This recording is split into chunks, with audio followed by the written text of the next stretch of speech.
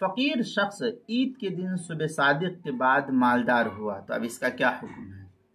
چنانچہ اگر کسی شخص نے عید کے دن فقیر ہونے کی حالت میں صبح صادق کی، اس کے بعد وہ اسی دن نصاب کے بقدر مال کا مالک ہو گیا، تو ایسے شخص پر صدقۃ الفطر کا وجوب نہیں ہوگا۔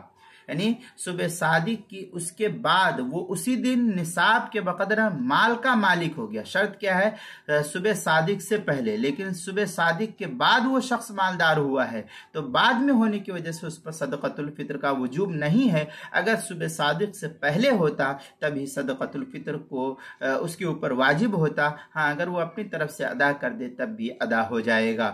چنانچہ بدائع الصنائع میں ہے او کان فقیرا فاستغنا ان کان ذلك قبل طلوع الشمس تجب علیہ الفطر وان کان بعده لا تجب علیہ۔